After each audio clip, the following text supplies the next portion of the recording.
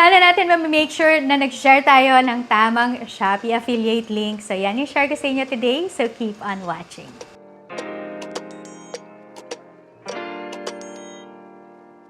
Hi everyone! It's Emmy Gaze and welcome back to my channel. So kung kayo ay naghahanap kung paano kayo kikita ng extra habang nasa bahay ng walang puhunan, meron akong playlist ng pagiging Shopee affiliate at pagiging TikTok affiliate. So kung kayo ay interested kung paano nyo mamaximize at mamomonetize yung inyong mga online presence, lalo na kung mahilig kayo mag-social media, so yan, lalagay ko yung mga links ng aking playlist down in the description box or dito sa ating card. So today nga, ang share ko sa inyo ay paano ba natin ma-make sure na tama yung mga Shopee affiliate links na sinishare natin sa ating mga social media platforms at sa iba pang mga platforms kung saan tayo nag-share ng ating mga affiliate links. Kasi sometimes ay marami akong nare-receive na mga comments na hindi po nag-a-appear yung ganitong commission, tapos bakit kaya walang commission, bakit ganito, hindi pumapasok yung aking commission. So probably ang isa sa mga reasons ay hindi naka-convert ng tama yung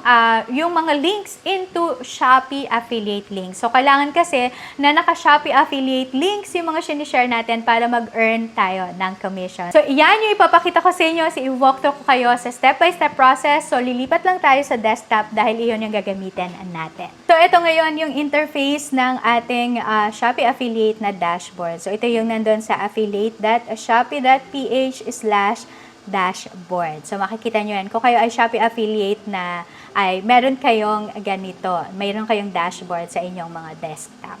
So, yan. Ito yung ating dashboard. So, dun sa homepage ay meron kayo dyan sa makikita sa pinaka-left side na dashboard. Tapos, offer, campaign, creative, and then report, payment, and then open API. So, paano tayo mag-share ng ating custom link? So, punta lang kayo doon sa offer and then i-click natin yung custom link. So, pag click natin yung custom link, ay ito yung lalabas sa inyong mga screen. So, meron dyang custom link and then meron dyang sub-ID 1, sub-ID 2, sub-ID 3, sub-ID 4 hanggang 5. So, ang gagawin lang natin ay hanap tayo ng product doon sa ating Shopee app. So, pag nandito na tayo ulit sa ating dashboard, ay i-copy lang natin or paste pala natin yung link na kinopy natin kanina sa Shopee.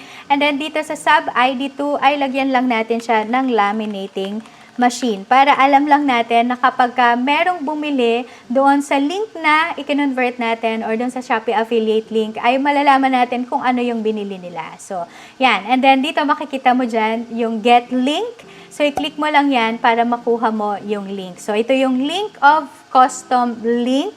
So, please copy the short link. Copy mo lang yung link and then ito na ngayon yung ipipaste mo doon sa post mo sa social media. So, yan ay kung paano natin i-convert yung Shopee link into Shopee affiliate link. Dahil importante nga na ang ma-share natin sa ating mga social media platforms ay yung Shopee affiliate link para mag-earn tayo ng commission. So, there you go. Ganyan tayo magko-convert ng affiliate link into Shopee affiliate link para lang makapag-earn tayo ng commission. So, thanks so much for joining me and don't forget to subscribe. So, i-click nyo lang yung subscribe button at i-turn on yung notification bell for more videos like this. By the way, meron pala akong isang klase or course na binuksan. Ang tawag dito ay Papers to Profits. Kung kayo naman ay interested sa mga paper products business, so yan, tinutulungan ko yung mga students kung paano mag-set up ng printing business at the comfort of their home. So, kung interested kayo dyan, ilalagay ko yung registration form down in the description box.